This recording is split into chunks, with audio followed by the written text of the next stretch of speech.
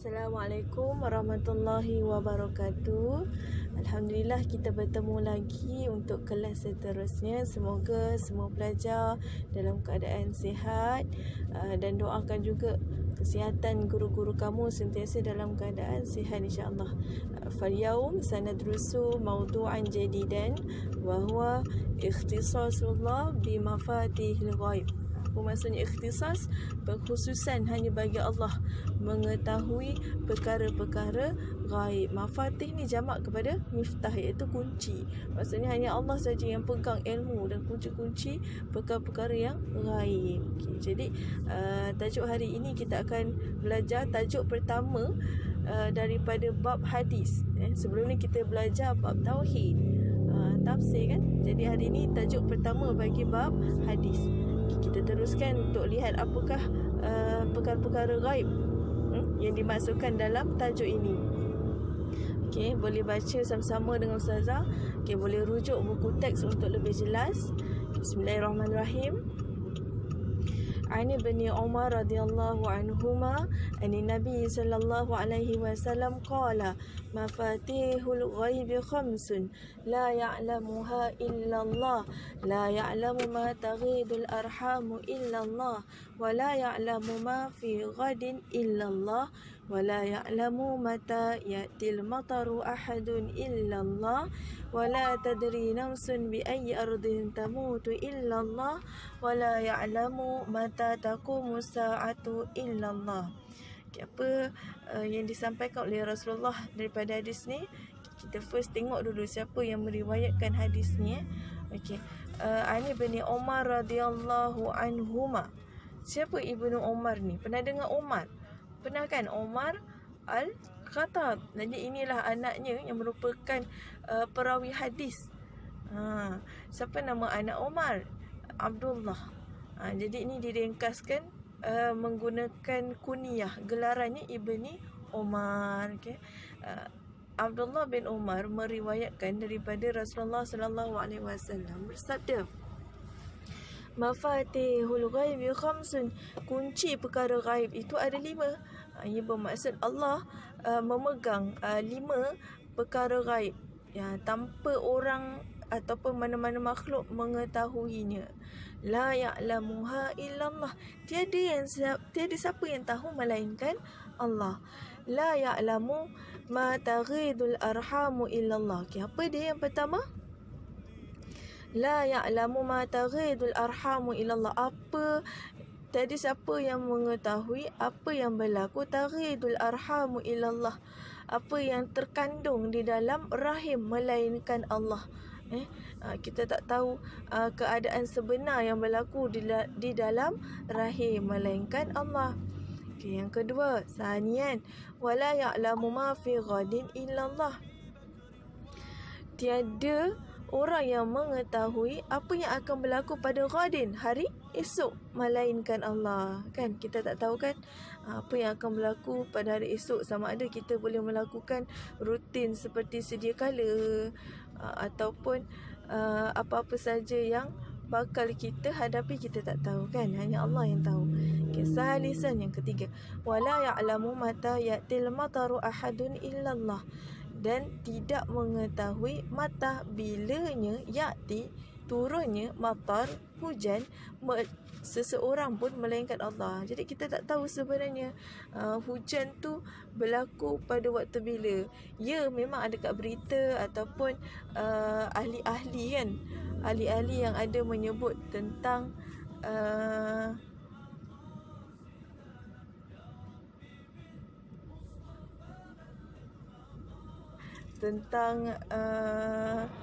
hujan berlaku waktu bila, tapi ianya tidaklah setepat seperti ilmu Allah Ta'ala. Okay, kita balik semula kepada muka surat tadi.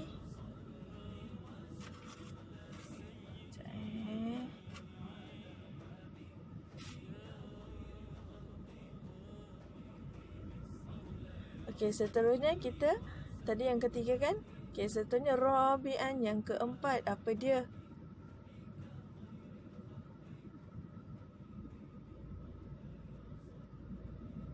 wala tadri nafsun bi ayyi ardin tamutu ila Allah, dan tiada siapa yang mengetahui bi ayyi ardin di manakah tempat ataupun tanah tamutu dia akan meninggal dunia, melainkan Allah Taala. Dan seterusnya khamisan, yang kelima yang dimaksudkan dalam hadis Rasulullah, la ya'lamu mata taqumu sa'atu illallah, lebih-lebih lagi lah tiada siapa yang mengetahui berlakunya hari kiamat melainkan Allah. Okey, kalau tengok dekat bahagian bawah tu ada keluarkan dah apakah mafatihul ghaibi yang dimasukkan dalam hadis ni. Jadi bila ditanya hati, datangkan uzkur, sebutkan mafatihul ghaibi, kunci-kunci ghaib. Jadi awak boleh nyatakan kelima-lima mafatihul ghaib tu daripada hadis. Okay, yang pertama ma taghidul arham, apa yang terkandung dalam rahim. Kedua, ma fi ghadin, apa yang akan berlaku pada esok.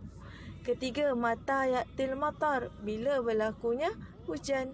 Dan yang keempat, ayyi ardin tamut, bila di mana tempat yang akan mati.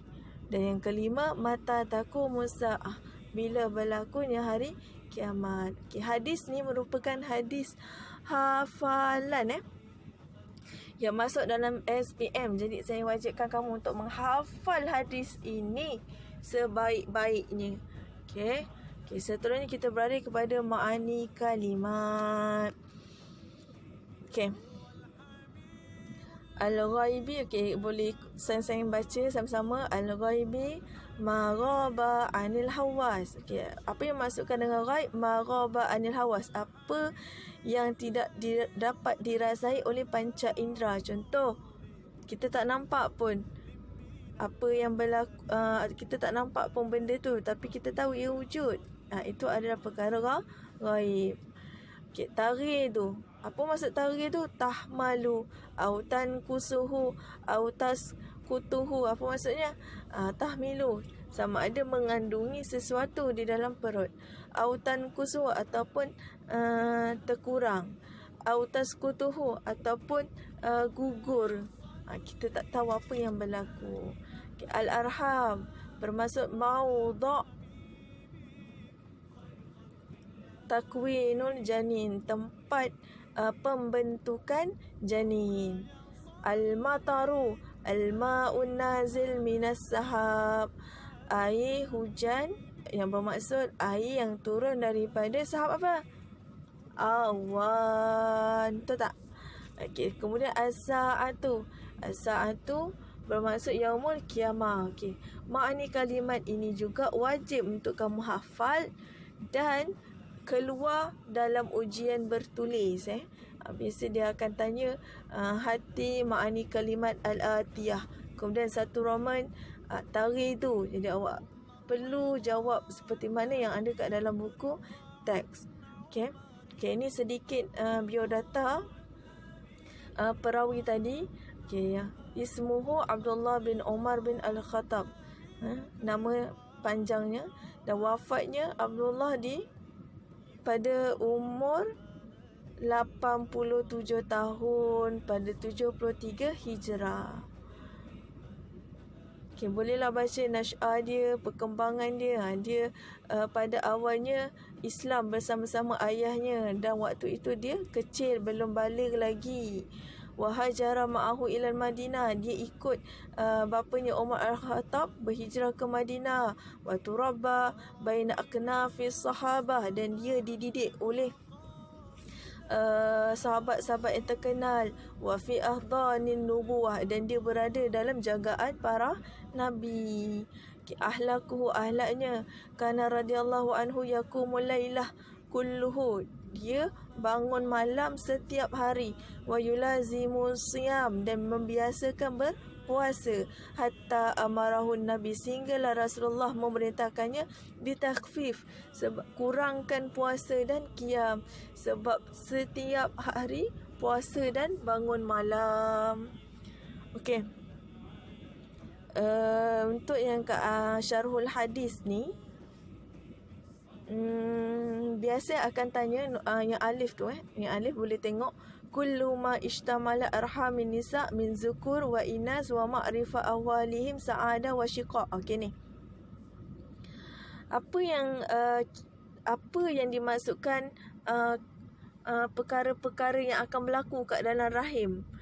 Okey, apa yang kita tak tahu sebenarnya? Okey, kat situ dijelaskan zukur wa inas. Kita boleh jadi tak tahu yang bayi itu adalah lelaki ataupun perempuan. Kemudian wa ma'rifa ahwalihim, dan tak tahu keadaan janin tu sama ada dalam keadaan gembira ataupun syiqaq, sedih. Sebab diorang pun dah ada perasaan dah, cuma kita tak tahulah, sebab Allah je lah yang tahu. Kibah kullu qatarin minal ghais wa huwa sababin rizqil insan. Apa maksudnya?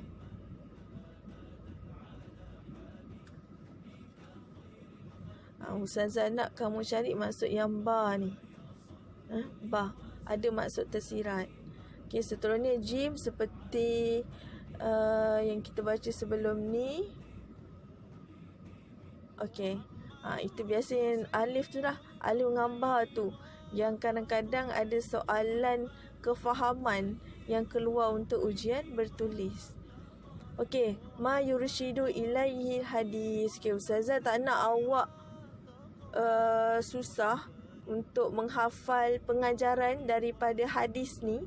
Okey, kita tengok daripada hadis tadi, kita hanya keluarkan 2 saja pengajaran daripada hadis.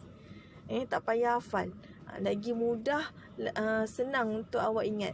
Okey, yang pertama. Okey, dalam ni Rasulullah cerita tentang apa? Tentang mafatihul ghaibi. Betul. Okey, jadi kamu boleh buat ayat. Yang pertama, pengajaran pertama. Akhbarna. Rasulullah memberitahu kita. Akhbarna mafatihul ghaibi khamsun fil hadis. Siap. Dah dapat satu pengajaran. Jadi awak tengok daripada matan ni, yang warna biru ni kan. Tengok ayat pertama. Ayat pertama kita dah boleh buat pengajaran. Okey, ayat ni tadi mafatihul ghaibi khamsun ni. Tapi kita tambah kat depan dia sedikit. Akhbarna Rasulullah sallallahu alaihi wasallam mafatihul ghaibi khamsun fil hadis. Okey, dapat tak? Senang je. Daripada ayat kat dalam hadis ni, kita dah boleh terus buat pengajaran. So, kita dah tak perlu nak tambah-tambah ayat lain untuk hafal. Okey, selesai satu. Okey, kat sini. La ya'lamuha illallah. Okey, daripada perkataan la ya'lamuha illallah ni, okey, kita boleh jadikan dia satu ayat untuk pengajaran yang kedua. La ya'lamu. Okey, kita tukar muradif kalimah. Okey, contohnya la boleh tukar kepada ma. Betul tak? Ma ataupun lam ataupun lan. Kita pulang. Okey, Ustazah nak tukar kepada ma sebab ada perkataan ilah. Biasa ma dengan ilah, ilah mesti ada ma kat depan dia. So kita tukar ma. Okey, ya'lamu ni perkataan selain daripada ya'lamu apa? Mengetahui. Apa? Yadriku. Kan? Yadriku. Jadi ma yadriku, ha siapa ha? Apa yang dimaksudkan kat ha kat sini? La ya'lamu, tidak mengetahuinya. Nya tu apa? Perkara gaib. Jadi ha ni awak terus buat ayat, jangan ambil ha dah. Just terus ma tadi, ma yadriku mafatihul ghaib ataupun ghaibiyat illallah. Selesai. Dah dapat pengajaran yang kedua. Okey. Jadi lepas ni kita sama-sama bila nak suruh buat istifadah je, just tengok kepada matan hadis tersebut. Okey. Sama juga tips ni boleh digunakan untuk ayat Al-Quran. Jadi Ustazah nak kita lebih mudah untuk menjawab peperiksaan, bahkan dapat markah penuh, sempurna, berbanding hafal kemudian nak jawab tak ingat. Betul tak? Bila tak ingat, tak dapat nak tulis jawapannya, ataupun cuba mereka ayat yang keluar daripada tajuk. Sayanglah. Jadi tips ni memang Ustazah ajar kepada semua pelajar, dan mereka rasa ia lebih mudah sebab hanya tukar mufradat kat sini, ada tambah sikit-sikit saja untuk buat istifahadah. Senang sangat. Okey, selesai dah alhamdulillah untuk tajuk kita hari ini. Okey, ni dah menunjukkan hifzul hadis. Hadis ni memang perlu hafal. Okey, Ustazah nak awak buat tadribat dalam buku tulis. Soalan 1 je. Alif, ba, dal dan ha saja. Okey, itu saja. Alhamdulillah, terima kasih kerana sama-sama mempelajari tajuk kita pada hari ini. Moga Allah memberi keberkatan dan keredaannya kepada kita, insya-Allah. Assalamualaikum warahmatullahi wabarakatuh.